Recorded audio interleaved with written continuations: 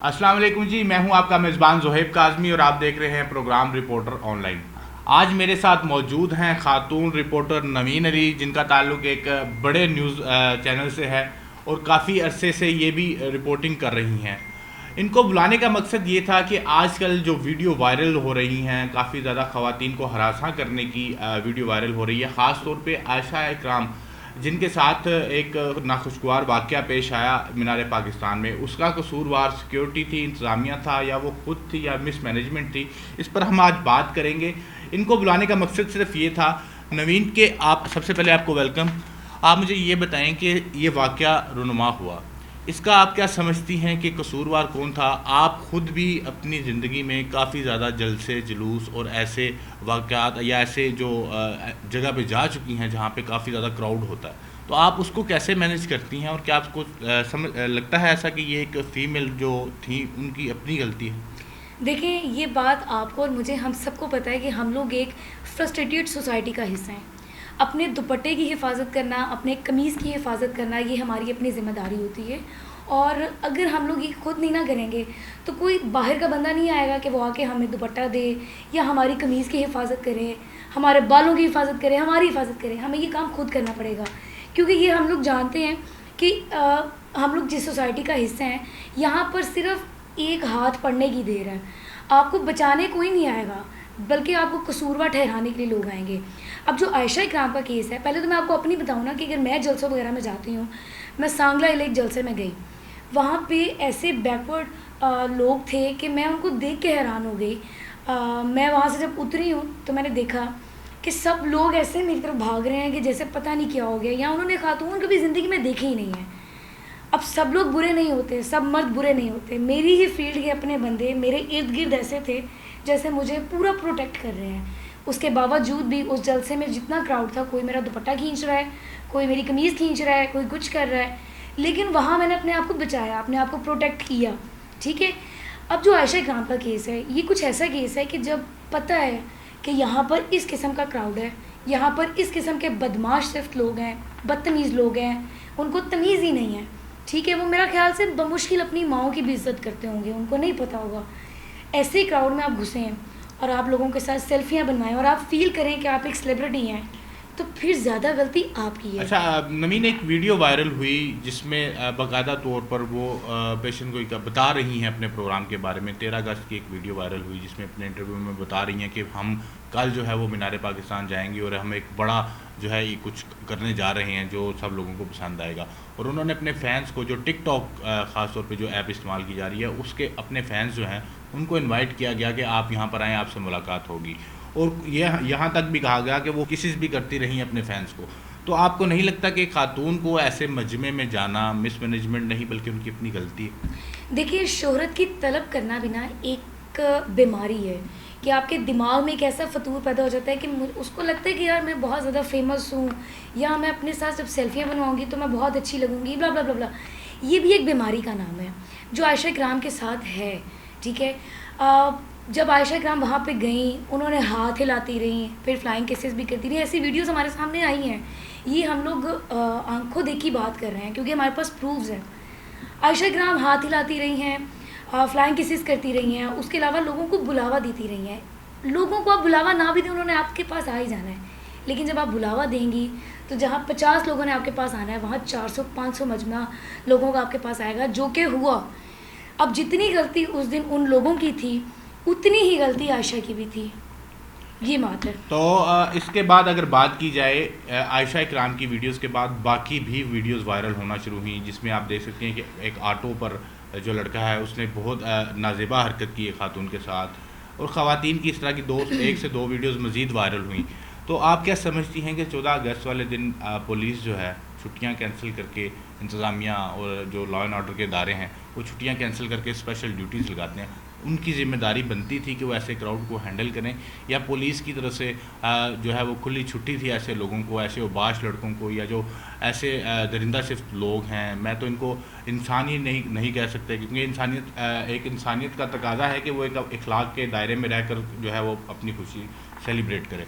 तो पुलिस जो है वो नाकाम रही पूरे लाहौर में लॉ एंड ऑर्डर को जो है इन्फॉर्म करवाने में।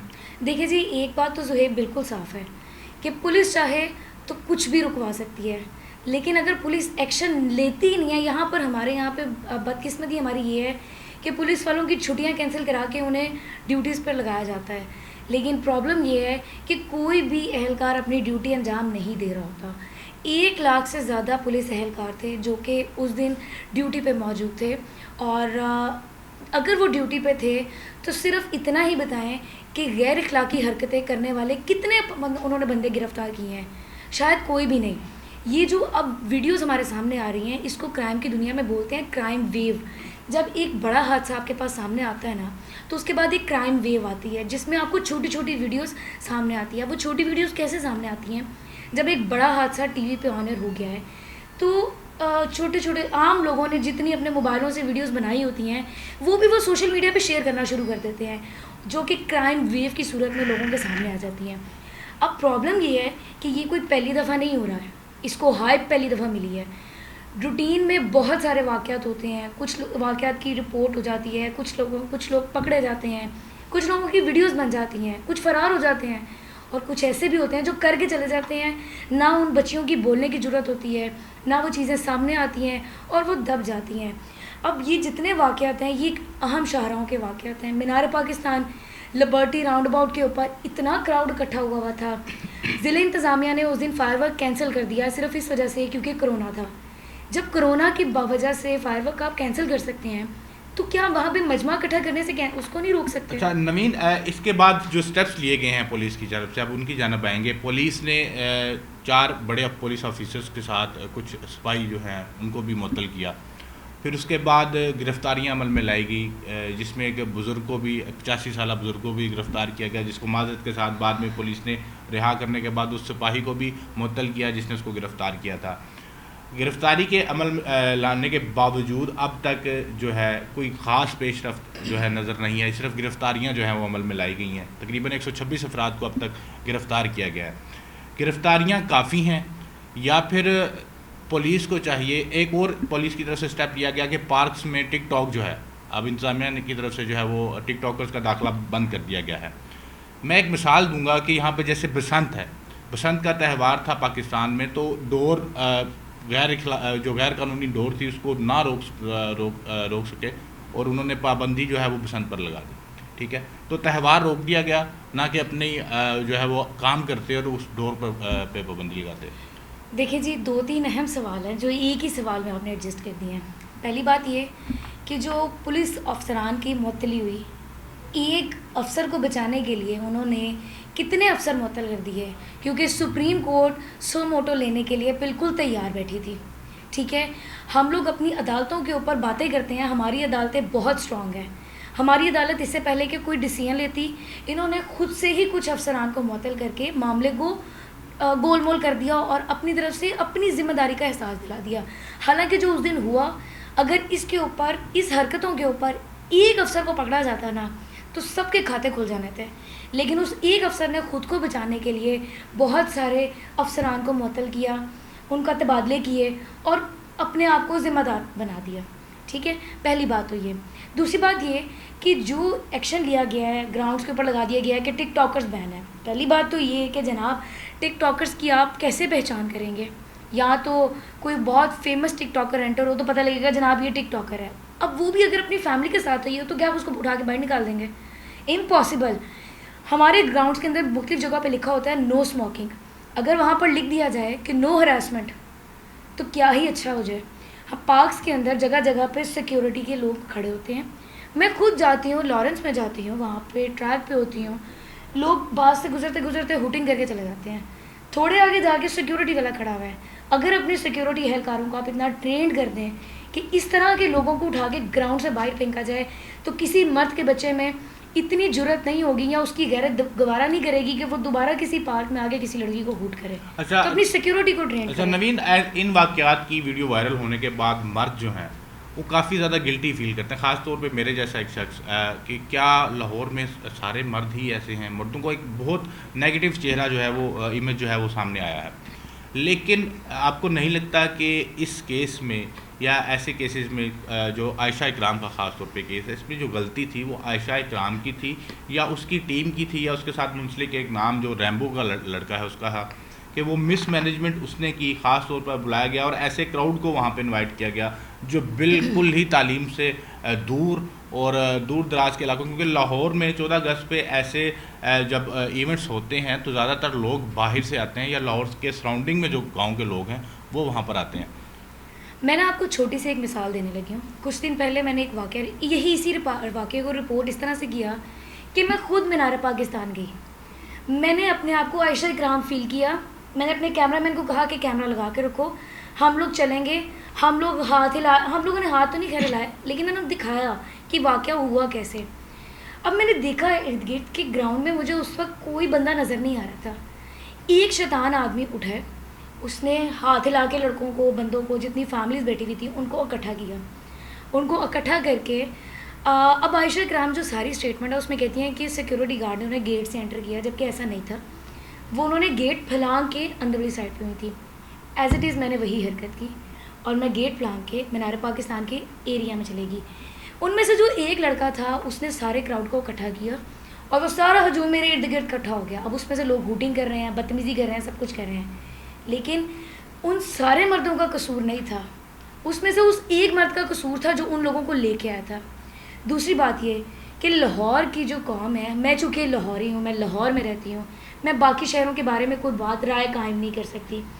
लाहौर के मर्द ऐसे नहीं हैं, ठीक है। मैं आपको गारंटी के साथ कह सकती हूँ लाहौर के मर्द ऐसे हरगिज़ नहीं हैं, क्योंकि ये पढ़े लिखे हैं या पढ़े लिखे नहीं हैं, लेकिन इन लोगों को इतना शऊर है कि इन्होंने अपनी औरत की इज़्ज़त कैसे करनी है। राह चलती अगर कोई औरत जा रही है ना तो उसकी इज़्ज़त उन्होंने कैसे करनी है, ठीक है। उसको रोकेंगे ज़रूर, अगर वो कोई गलत हरकत भी कर रही है उसको रोकेंगे ज़रूर, उसको समझाएंगे भी कि भई ऐसा ना करो, या उसको प्रोटेक्ट करने की कोशिश करेंगे। मैंने ऐसे भी लोग देखे हैं, जब किसी कोई औरत सड़क नहीं पार कर रही होती ना तो हमारे ही मर्द उठते हैं और जाकर उसको सड़क पार करवाते हैं। लेकिन जो हमारी इस कम्युनिटी के अंदर कुछ दरिंदा सिर्फ लोग शामिल हुए हैं जो कि फ्रस्ट्रेटेड छोटे इलाकों से एंटर हुए हैं और उन्हें देख के एकदम से लगता है कि पता नहीं औरत कौन सी ऐसी कोई अजीब सी चीज़ है जिसको वो नोचना चाहते हैं, ये वो लोग कर रहे हैं। लिहाजा सब मर्द बुरे नहीं हैं, मर्दों की एक बहुत बड़ी तादाद में से इतनी सी तादाद है जिसने हमारे पाकिस्तान का इमेज गंदा करके रख दिया। अच्छा नवीन, जो आयशा इकराम है उनके ख़िलाफ़ बाकायदा तौर पे दरख्वास्त दी जा रही है 2 शहरियों की जानब से, एक लाहौर में एक इस्लामाबाद में, कि इनकी जानब से जो इक़दाम किए गए हैं 14 अगस्त को, उसमें पाकिस्तान की सालमियत को जो है वो नुकसान पहुँचाया गया है, पाकिस्तान के इमेज को।